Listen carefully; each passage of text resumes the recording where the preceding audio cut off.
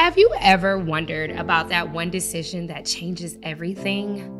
Welcome to Crossroads and Callings. I am your host, Chimere Brown, and each week we uncover the stories of people just like you, exploring the pivotal crossroads that revealed their true purpose and calling. I have the pleasure of welcoming the illustrious K'ntrice Yvonne to the show to share her journey. So get your pen and pad ready. Crossroads and Callings starts now.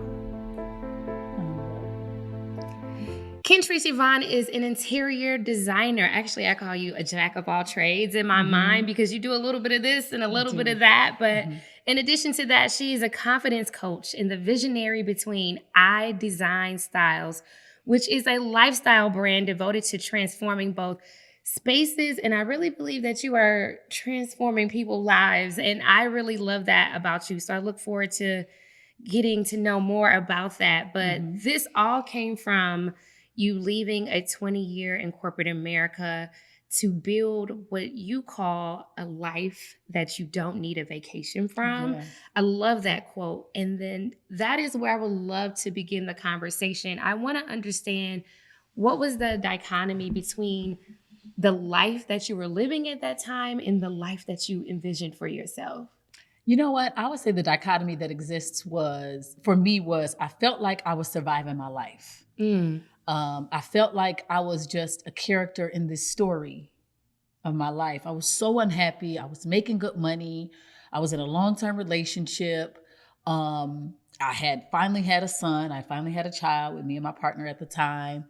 And I was absolutely miserable. I felt like I was putting on a face every day to go to work. I was putting on a face every day to be a mom. I was putting on a face to be a wife. And I was like, I remember waking up each morning, putting myself in a light hypnotic state just to function for the day. Wow. And I checked all the boxes though. I'm a Black woman. I got my MBA. I got the husband. I got the son. I'm making the money. And I could not have been more disconnected from my life and more unhappy. I sat across every day from people that didn't look like me, from people that told me where my value lied, you know. And in sales, I was in tech sales. You're only as good as your last sale. That's right? true. Yeah. So as the economy is plummeting and there's a lot of compression happening in the tech world, you're still expected to perform, right? So you got to come to work, put on your best face, perform, outsell everybody. Then you got to go home. You got to be a mom. Then you got to go home. You got to be a wife. And all the while I was just drowning in the inside. So what was that moment? Because I realized that there are a lot of people that I call corporate zombies in the sense that you've done other things. You had that list, that checklist of what you were supposed to be and do. And then you've done all that. What was your now what moment when you decided, like, this is not what I want to do anymore? Now I'm going to change. What was that aha for you? So that moment happened for me in two parts, actually. Okay. The first part was I'm 6 months pregnant in the hospital with COVID, 75% lung damage and on oxygen. That's the first thing. I said, I feel like I've had a lot of time behind me. I don't know how many years I have ahead of me. What am I going to do different? So then I said, in 5 years, I'm leaving corporate America and I'm launching my interior design brand. Boom. That was like the first. And then when I finally made it 2 months later, as I was getting out of the hospital and I had given birth to my son, I knew that I couldn't do it for another 5 years. I went back to work. I remember there was an incident where my son was breastfeeding and I was in a meeting with my manager at the time. And I was like, hey, our meeting was supposed to end like 30 minutes ago. My son is screaming in the corner. I need to pause for 5 minutes and go breastfeed. And he said, no. He said, we need at least another 20 more minutes. And there was there was this insensitivity. There was this heartlessness. And I said, I can't be a part of this world anymore. I can't. And so it wasn't just one awakening. It was several. It was almost like an onion, like I needed like an onion being peeled. I needed several different things to keep happening where finally I could say, like, I'm completely done. And I don't care what it costs me. I'm never going back. Yeah. You dropped a bomb on us about that being pregnant in the hospital with COVID. You're a new mom. I mean, nothing wakes you up like a near-death Ooh, experience. girl. I want you to just unpack the emotion of that time, because I feel like most expected mothers are very just well thought out and intentional about that time and being well thought out and planned. This is how I want this process to go. Mm-hmm. And you were blindsided, not only being in the hospital early to deliver a premature baby, but you also had COVID. Mm-hmm. What was the trail of events that led to that point? How was your partner supportive, your community? Because that's jarring when you're faced with your own mortality. Yes, it is. Yeah. So it was, first of all, COVID was a scary time for everybody. Yeah. Right. Like, and I had my, what do they call it? Like the people, the network that you hung with only. Like, I forget what they call it. Like your COVID, it was like I only hung with certain people during COVID. It was like your village. We can just call it your Yeah, COVID village. my COVID village. So I had my COVID village. We all hung with each other. Our family, the same family members hung with each other. And we really didn't go outside that bubble because we knew how each other were moving. Yes. So before I gave birth, I said, I want to spend time with my nieces and nephews. And so they all came up from Michigan to see me because that's where I'm from. And we were having like a last little hoorah with Auntie before she gives birth and is kind of walking in motherhood. Unbeknownst to me, all three of them had COVID. Oh my goodness. Unbeknownst to me. So I went from being around nobody with COVID to 3 kids with COVID who were hugging, kissing on me. We sharing loving food, on you. It, loving on Auntie. And so I had a very high viral count. Like it was pretty aggressive. And so I went into the hospital and I went into ICU. I wasn't getting better. They actually kept trying to wean me off of oxygen. And every time they tried to wean me off oxygen, they would actually do it at night while I was sleeping. So I would wake up in ICU gasping for air because the nurses took it upon themselves to say, well, her oxygen levels seem normal, so we're going to just take her down off the oxygen. Oh, wow. And so a lot of decisions were actually made like that for me while I was sedated. When I was in that very, I mean, the life force was really leaving my body. Like, there actually came a point in time where I told them to intubate me. I said, go ahead and intubate me and let my body carry my son into this earth, but I'm done. Wow. And then they asked my husband at the time and my mother, who do you want us to save? Do you want us to save your child or do you want us to save her? Because we're at the point where we're exploring intubation because I was on the BiPAP machine. And they elected to save me, but I wanted to save my son. Yes. It took me 40 years to get pregnant with him. Yeah. So I'm like, he's the promise. I'm like, I'm good. Yeah. I know God got him. I got a great village that'll take care of him. I've done my part. And I remember the doctors coming to me and saying, just stay one more day. Just start envisioning yourself breathing again, taking deep breaths. But I was not only fighting a battle for my life to breathe, I was fighting a battle with the healthcare system. Yes. So I wasn't believed. I wasn't heard. Even though I'm laying up there on a BiPAP machine, many of the nurses, they treated me poorly. You know, and I checked all the boxes. I'm married. I'm making good money. I got premium insurance, and it didn't matter. So when I told them I couldn't breathe, oftentimes they told me, yes, you can. Your oxygen numbers say one thing. And so I told them, you guys need to give, one of my girlfriends actually told me, she's like, you need to tell them to ask for a scan of your lungs. Finally, they did a scan of my lungs and discovered 75% of my lungs had been damaged from COVID pneumonia. So while they were trying to wean me off, they were actually making it worse. Worse, yes. And so once that happened, then fortunately things started to turn a bit, but it took a while to get there. Yeah. And I was in complete isolation. So I wasn't able to be held by anybody that I loved. I wasn't able to be touched by anybody I loved. The only time I could talk to my people is when I was on a cell phone on video chat. So it changed me forever. If I could say anything that changed me to the fabric of who I am, yes, it was sitting in a hospital pregnant, trying just to survive for 2 months. I feel like this is just uncovering a larger issue. I believe I have a stat here that the CDC reported that the maternal mortality rate for Black women in particular in 2023 was 50.3 deaths per 100,000 live births. Jesus. And that is more than white women, more than Asian women, more than Hispanic women. And you're bringing up all of the things. I did everything right. I stayed within my community. I had the right health care. I had my partner, my family in place, and still you're still subjected to the biases within the medical field. For those that may be like expected mothers, what advocacy or advice could you give them as working mothers expecting children? How can they protect themselves from a situation like this and not being heard? You know what? One of the things that I do now, one of my best friends was just in the hospital, and not only did it bring up so much kind of PTSD that I had around just being in a hospital for that amount of time and having the experience that I had, but what I learned is I didn't have anybody really advocating for me when I was in the hospital. It was COVID. You couldn't even call and get anybody really, you know? And so there came a point where I even had to try to write stuff down on paper because I couldn't talk. But if I had any advice for mothers, it would be call the elephant out in the room. Hey, Black women typically aren't heard. Black women typically aren't valued or seen in this space. I need to know that my voice is important.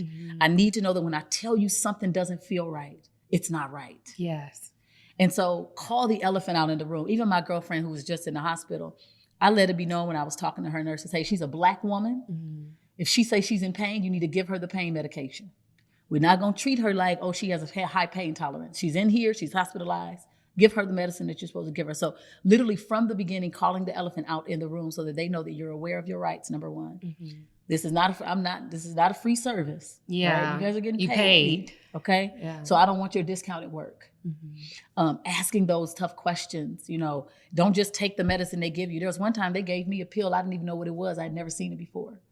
Imagine receiving a pill as a pregnant woman and they telling you to just take it and then they can't tell you what the pill even is. And then they get angry at you for not taking it. If I didn't have my own mind, I would have just took it. You know what I mean? But I'm like, what if this had an adverse reaction on your baby? With my baby? Yeah. What is this impact? Well, I don't know. The doctor just said, take it. But what is it? And they would get angry with me because I was asking questions and learning how to advocate for myself. So I would say ask questions, understand your rights. If they're suggesting or recommending you do something, get the understanding behind why, I would say if you could have somebody go to your doctor's appointments with you. I never had anybody there with me. So there was my partner at the time was living in another state for work.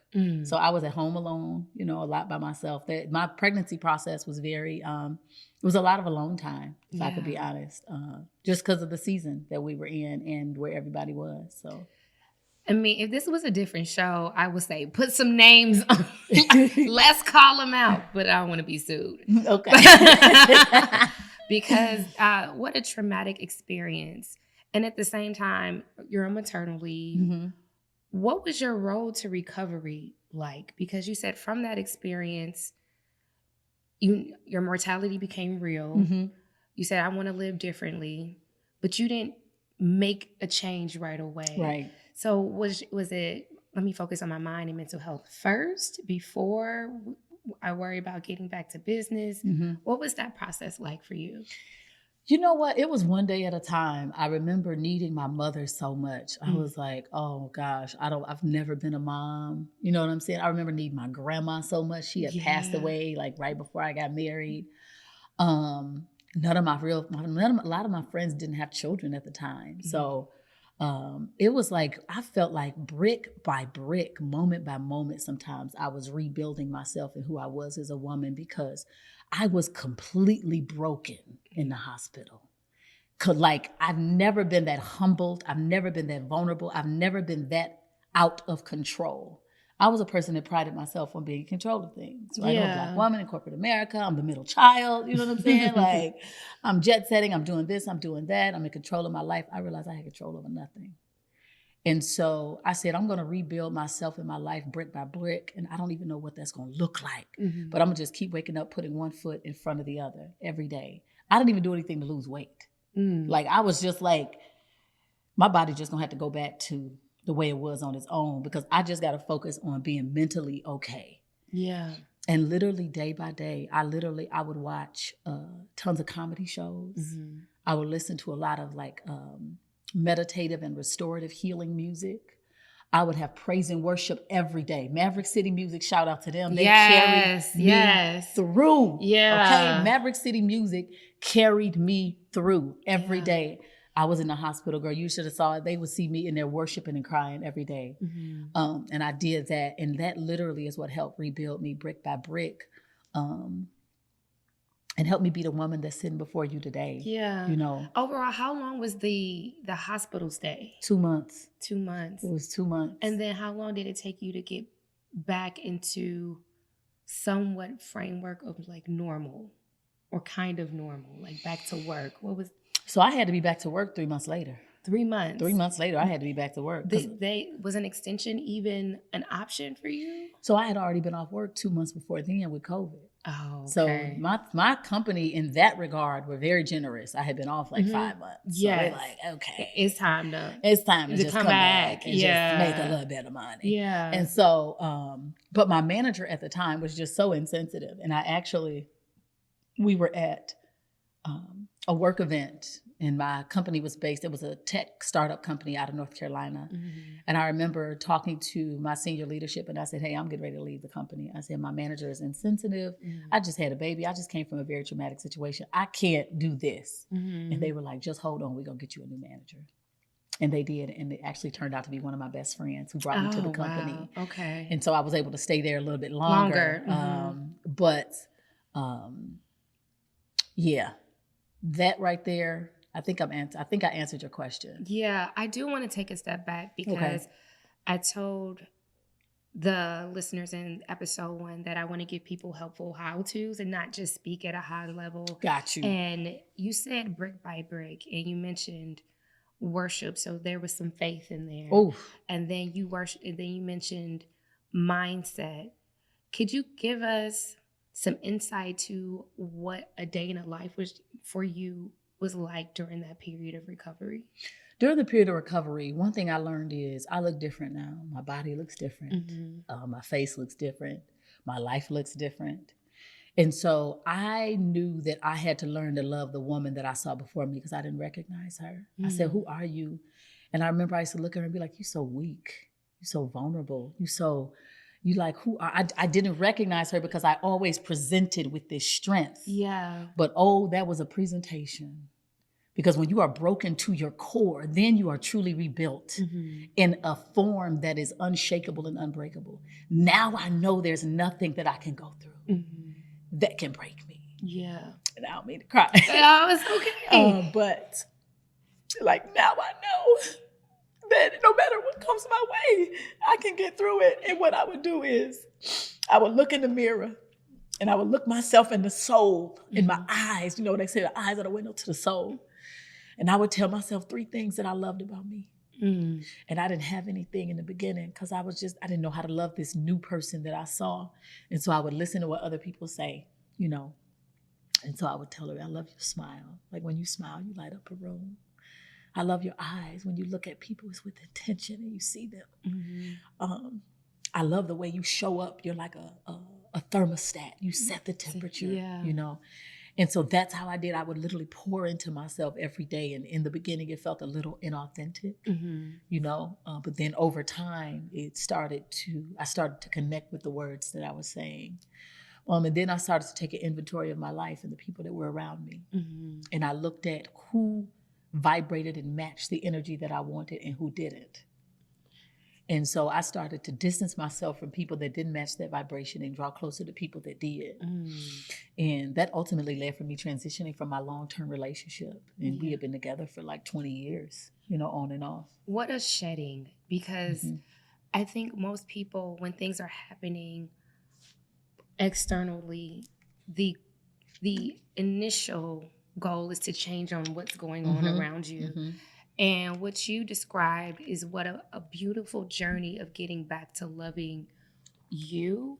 And I think what people don't teach you when you're younger is how much you evolve and change. Yes. And how you have to be open and receptive to that change. Yes. And I think that's where a lot of the pain comes from, because you know, I work so hard to build that exterior up. Yes. And now when you're stripped of that, now you see yourself, you see the vulnerability in your flaws and your cracks. And I just want to say how beautiful it was for you to get to that point, to just embrace the beauty in imperfection, because that's really what that was. Yeah. And then from there, I want people to understand, once you fix you, then everything else, now you can look external and start the shedding process. Being that you took that moment to deal with you first, was it easier to let those people go that were originally a part of your community? It wasn't as hard as it used to be. It wasn't easy though. Okay. Because, when you connect and build with people, like, sometimes all you have is time. But the time is less scarier than the time you don't. Yeah. Okay. And so it wasn't easy, but it was worth it. Because now I have a little boy that's looking at me. Yeah. Right. Now I have this little life that I am not only feeding him through, the nutrients that come from my breast, but I'm feeding his soul with words of affirmation, and how he sees me model and be in the earth is what he will deem as his example of a woman in the earth. And so that mattered to me. And so it wasn't easy, but my son gave me the courage to make decisions and have conversations that I otherwise was a coward. Like, I presented very strong, but I had a lot of cowardness in me too. Like, for example, having tough conversations. Okay. Like, I used to be the person that I didn't know how to have hard conversations if I thought it would make the person uncomfortable. Yeah. Right? And then because I didn't have good emotional regulation, when the hit the fan, I would just blow up. Instead of first having an internal conversation to see, what am I really feeling right now? Like, what's going on with me? Is showing up as anger, but is it really disappointment? Yeah. Is it really unmet expectations? Did I clearly communicate what those expectations were? Right? No, I didn't. So let me sit down and have a conversation with myself first and give me what I need first. Like, I ask me, like, what do you need right now? And I give it to her. And then I'm able to now go and have a vulnerable, and I call it, now I'm walking in my divine femininity. Like a conversation that it don't call people out, but it calls you up. Yeah. Like, let's be vulnerable. Let's communicate. Let's talk. Let's talk about it. There you go. Yeah. Free of judgment. Let's just have a conversation. Yep. And I think from there you can understand, like, are we going to continue on or are we going to go our separate ways? Yeah. Yeah. About how many did you have? Were there particular people that you were shedding at that moment? Yeah. Okay. Yeah. There were particular people. There were relationships. Like I said, and the toughest one was the one I had been with, my long-term partner, and the father of my child. We had been together on and off since college. Wow. Yeah. And so it's like, you finally are married, you finally have a child, and now you want to leave. And then on top of that, you want to leave your marriage, you want to leave corporate America, you want to move all within the same year. Yeah. I did all that. I blew up my whole life. Let's talk about that, because I really wanted to. We talked about how you are now an entrepreneur. You left for 20 years of corporate America, but that's not before you dropped this bomb. How did you deal with the whispers in the stairs? Because I know you got a lot of judgment for that. And then how did you deal with yourself? Because there is twofold. You like, I can't believe I'm doing this. And then it's external. Like, I know you're not leaving this good job and this good Black man and all of these things. So how did you balance the two and decide to stick to your guns about the decisions that you were making? You know what?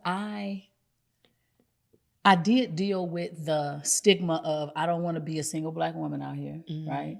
I don't want to be a solo Black mother, right? Corporate America is a safety net for me. I'm making a very comfortable salary. I can travel the world. I can buy whatever I want. I lived wherever I want.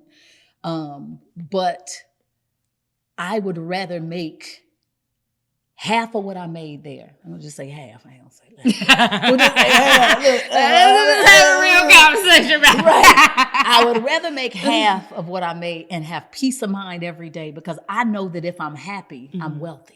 Yes. And wealth will come because of who I am. Like, I think about the way my business has evolved and developed. Now, I started off in interior design. Now we have a residential and commercial cleaning business, a decluttering and organizing business, a packing and moving business, and we do property management. All of this has been birthed from that. So I started off thinking it was one thing, but God said, baby, all I needed you to do was take one step, and I was going to take 5.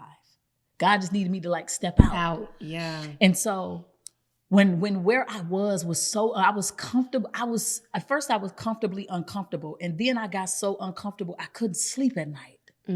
So it didn't matter what people were saying. My friends told me this. One of my best friends said, baby, you wearing the season you in. What does she mean by that?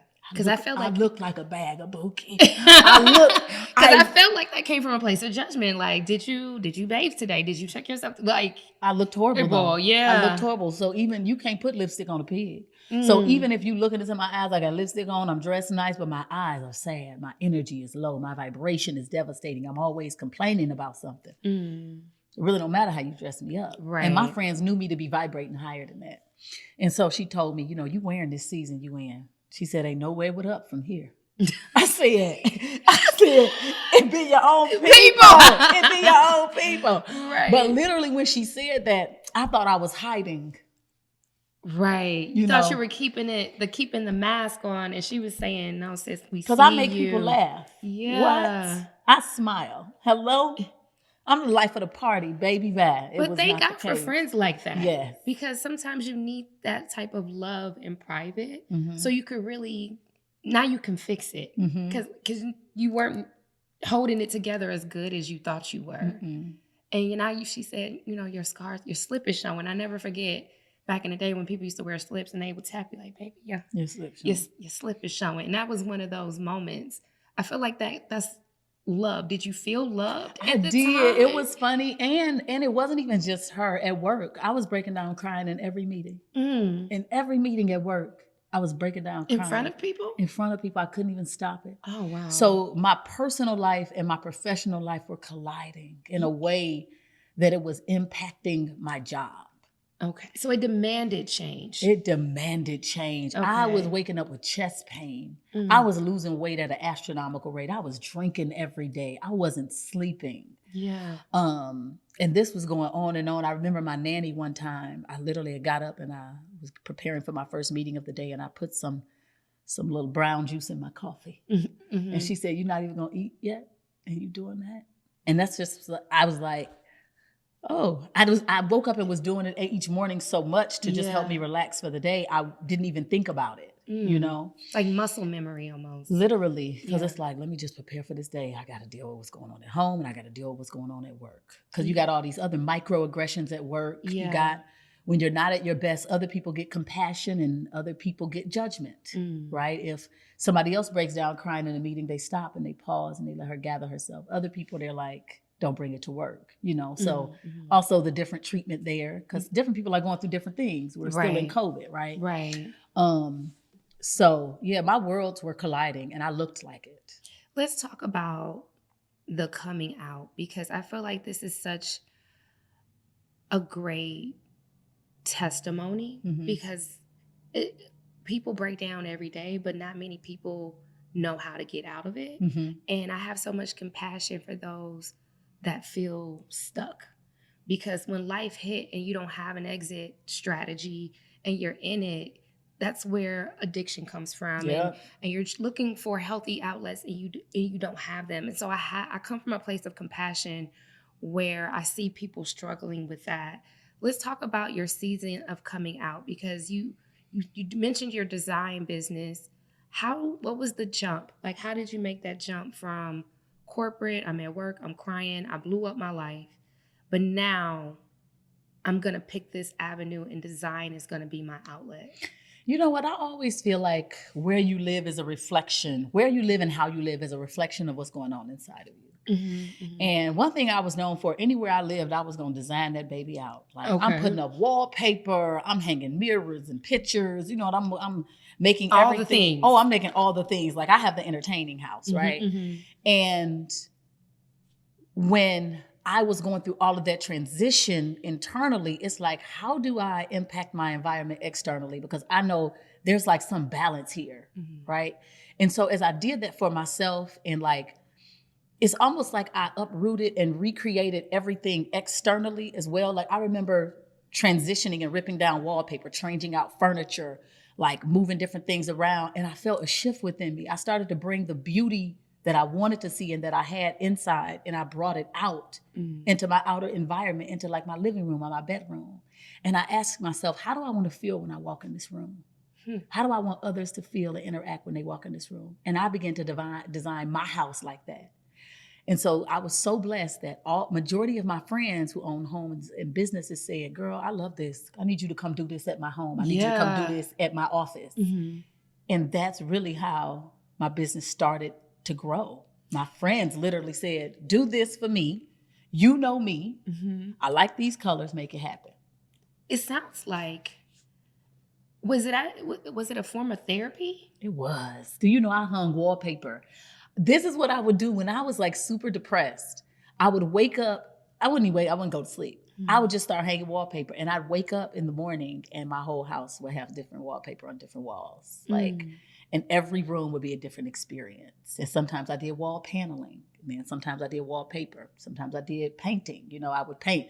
I want this room to feel larger, so I'm going to paint this wall and the ceiling, or I'm going to put wallpaper on the ceiling because I want to make the whole room feel like artwork. So it was therapy. And it helped get me through the darkest season of my entire life, to be honest. How did you take that therapeutic moment and really turn that into a business? Because I know a lot of people have dreams to start a business. And yes, you get support from friends, but then how do you sustain that and turn that into a book of business? Because right now you took design, and I think you have 3 other businesses now you got a corporation from this one idea. How did that turn into what you have now? Because essentially you're building an enterprise. It was very organic, to be honest. So for me, I required that before I come in and understand the potential that your place has, it has to be cleaned and organized. I can't look at mess and say, okay, what are we going to do? So it has to be cleaned and organized. So my clients started saying, well, can you do that? Like, bring in somebody to do it. Okay. And I said, okay, I already had, because I was in corporate and I was used to having my home cleaned and organized, I literally took the teams that I had been working with through the years who did my own home. And I said, hey, do you want to come partner with me, with my company, and do cleaning and do organizing and decluttering? Now, these are different teams, of course, but that's literally how it happened. Like, we did like a co-partnership and co-branding, where like I have a whole company that I partner with that does all of my decluttering and organizing. Yeah. My cleaning crew is like cleaners that I worked with that cleaned some of my different homes. Now they are like employees of mine. For packing and moving, I would have teams come and pack up my home and move my home. I just use them for my business now. So you started developing your partnerships then? Way before I even started my business, because of how I live my lifestyle. I liked a certain lifestyle. So come pack up my house, move it, unpack it, declutter it, organize it so I can decorate it. So now I took that same concept and just recreated it and repurposed it for my clients.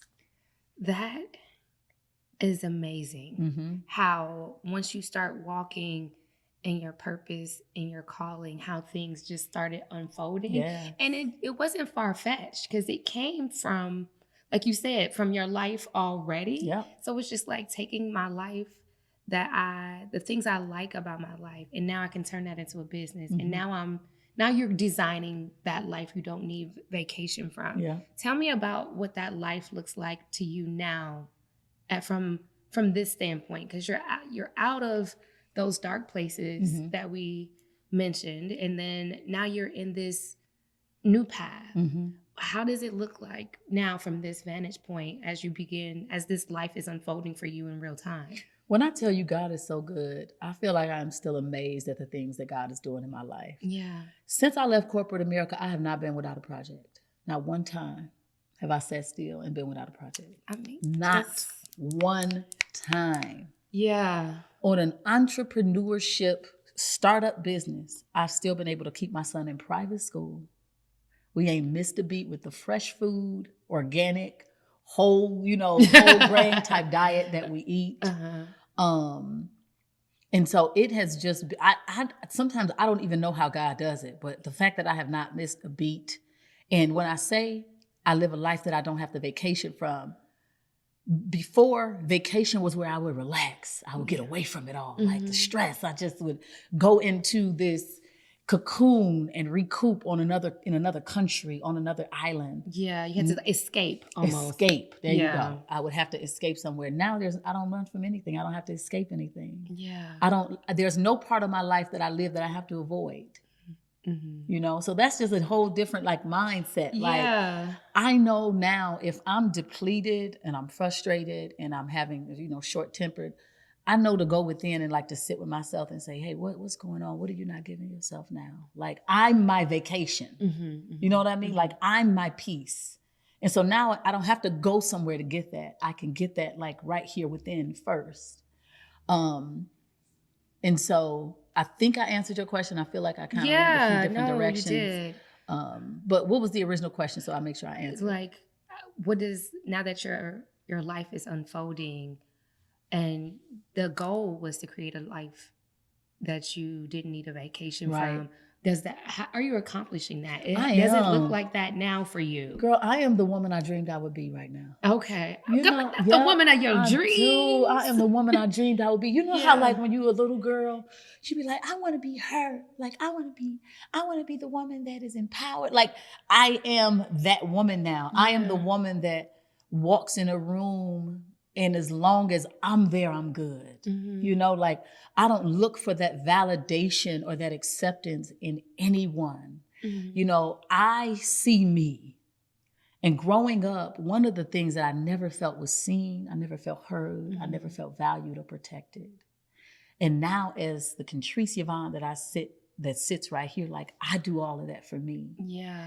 And that right there is, I don't even know how to put that into words because that is what has changed me the most. Like I don't look to anybody else, even though I have an amazing village. When I tell you my village is incredible, my family, we aren't perfect, but we love and adore each other. I'm a mama's girl and a daddy's girl, okay? Not both. Yes, I am. And we built our relationships later in life. You know, I didn't grow up super close to my mom. We had a lot of just challenges growing up. I didn't grow up close to my dad, you know. My mom was a good mom. My dad did the best he could, but we just had our challenges. And now I talk to them 15 times a day, you know, like about everything. And my village, I have an amazing group of friends. You know, they're all the aunties and uncles to my son. But if something happened today and I wasn't able to get to them, I'd be okay. Like I know how to get it from me. And that's what these seasons taught me. That's what laying up in the hospital taught me. That's what being a mother taught me. That's what blowing up my whole life in one fatal swoop, you know. That's what it taught me, how to go within and get it, because God has truly given me everything that I need within. I just got to quiet the noise, right? And listen and receive. And that's what I do now.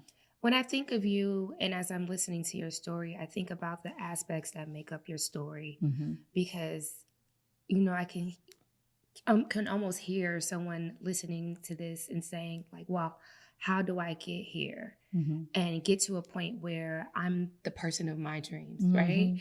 And I hear a lot of faith. I hear a lot of community and family. At any point, was therapy a part of that?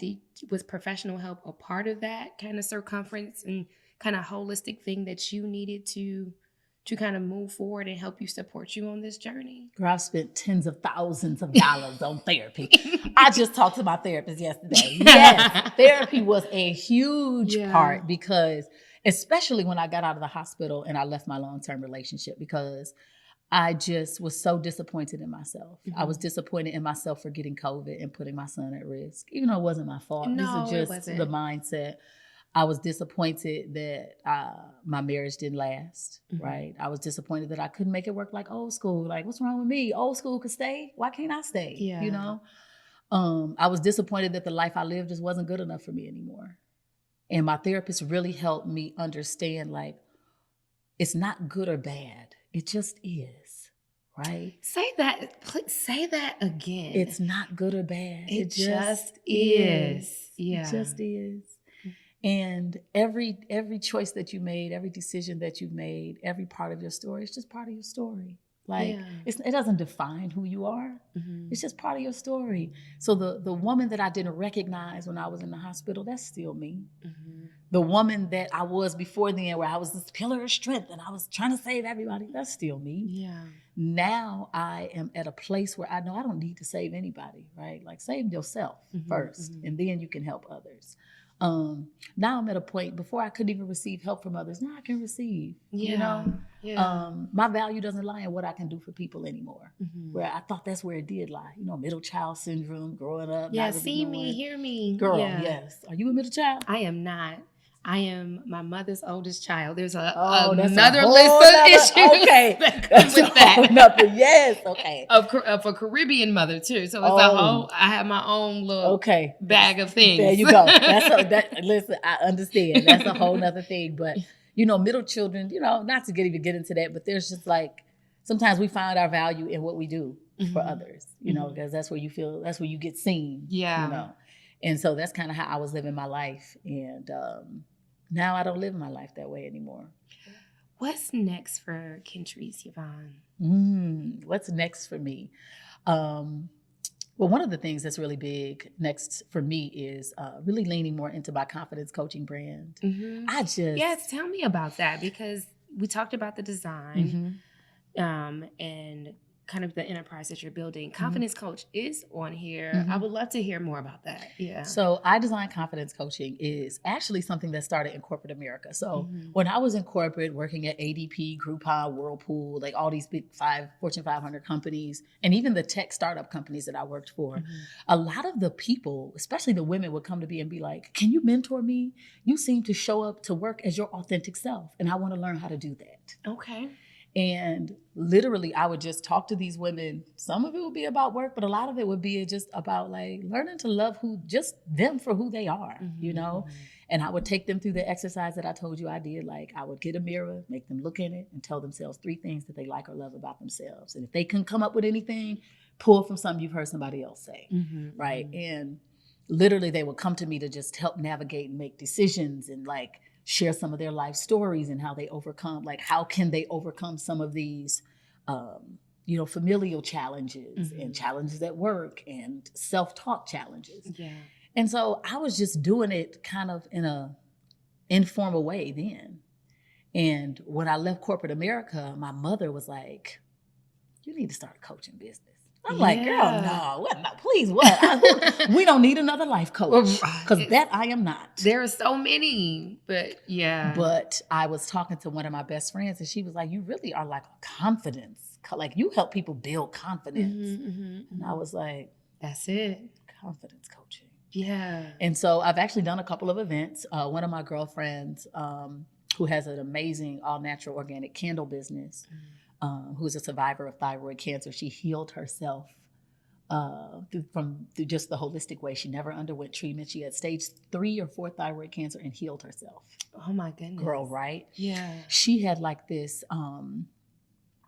she held like this forum online, and she invited me to be one of the speakers to talk about confidence coaching. And we took the ladies just through some exercises of just building up who they were from the core up, or from the core out. And it was amazing. And then there was another event where I was doing a speaking engagement about it. And so I really am leaning into that more, because that's just my passion. Like seeing people like rebuild themselves from the ground up, and become the person they always needed, the person they always dreamed they could be. Like that is so much a part of my passion, which is why I say like we change lives one room at a time. Yeah, but sometimes the room is your heart. Girl, you gotta say that exactly. Yeah, and I see the alignment between changing the physical spaces, but then changing the spaces in your heart. Changing, when you said look in the mirror and say things that you like about yourself, that's changing the space in your mind. It is. And these are where we harbor emotions, and rooms harbor emotions. And sometimes you have to like clean that out. That's right. Start over. And really what you're doing is helping them redesign their lives from the inside out. Literally. What a beautiful ministry. Yeah. That, I mean, it feels like it found you though. It did. Okay. It did. That's that one thing where I'm like, God, what is my purpose? He said, if you just take one step, I take 5. Yeah. Just take, I'm like, well, what is the one step? Just move forward. What is the thing that's keeping you up at night? Like literally that conversation they have with yourself. Yeah. I used to just be staring up at the ceiling with tears streaming, like, why am I here? What's my purpose? Yeah. And it's like, you know your purpose. Well, what is that? And it's like, what comes natural to you? You know? I feel like it's so cliche because people say that all the time. What comes natural? And then when you're on the spot, it's just like, well, what do I do? What is it that I do naturally? I realize that a lot of people need that opportunity and that time to really sit to themselves. Yes. And unfortunately, that time was made to happen for you through the hospital, but that gave you time to reflect and really just self-discover. And I encourage our listeners, you know, there is no cookie cutter way to navigate a crossroad. There's no textbook way to even find your purpose and calling. I think where we run into issues is when you try to escape yourself. That's it. And that's where all of this is coming from. And it came from a conversation with you, a moment with you. And now you're able to like transcend that into your calling and living your ministry. Yes. How is this changing the lives of people around you? Girl, when I tell you I'm helping husbands want to come home at night. I worked with this one couple and the husband said, I didn't even realize how much I didn't like coming home until you changed my home. And he was like, it just didn't feel, it felt like a house. It just didn't feel like a home.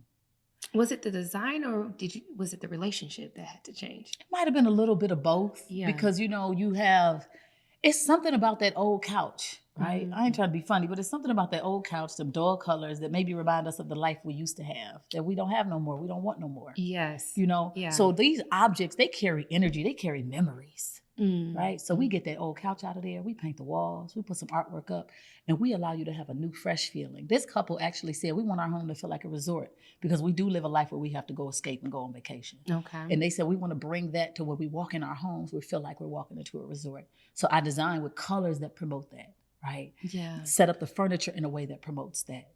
And now when the husband walks in the home, that's what he experiences. Now, did his wife feel like it was a slap in the face? She's like, yeah, she did. Yeah, because he invited another woman, quote unquote, even though you're a hired professional to do this work.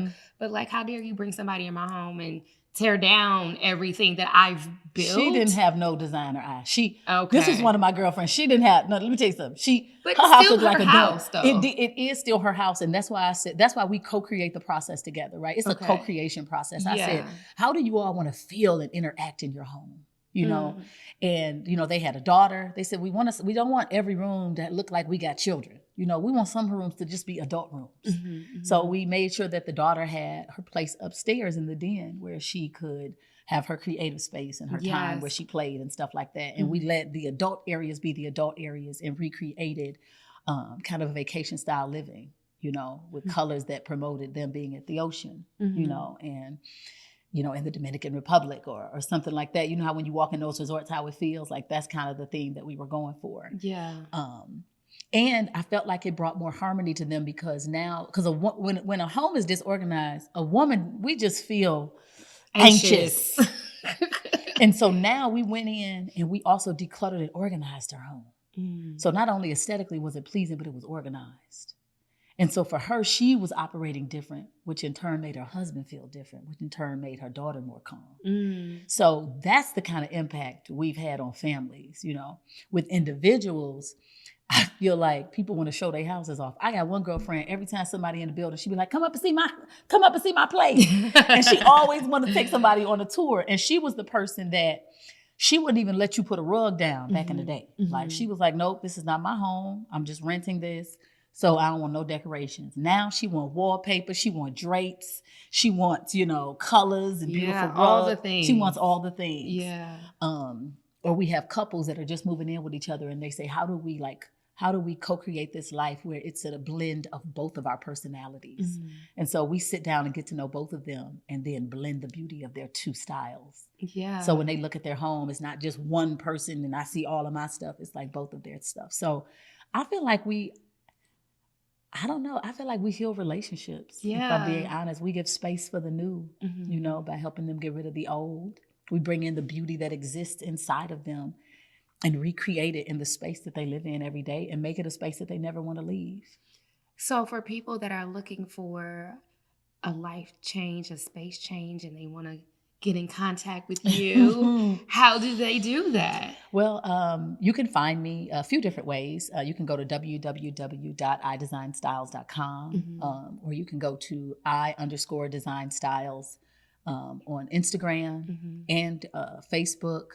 And then for my confidence coaching brand, it is K'ntrice Yvonne, and that's on Facebook and Instagram. So, and I can spell that for you. That's KNTRICEYVONNE. I usually end these conversations by asking my guests to give advice, but I want to try something different that was like on my mind before I got here. Mm-hmm. I want you to think about that person that they're in the midst of their life blowing up and they don't have direction. They're not sure their purpose, their calling, or really what to do next. I want you to think about that person. Look into the camera, and I would love for you to speak life into them. Okay. Let me think. I can just reach back to when that was me. Yeah. I ain't got to go far. I can take a mirror and look her right in the face right now.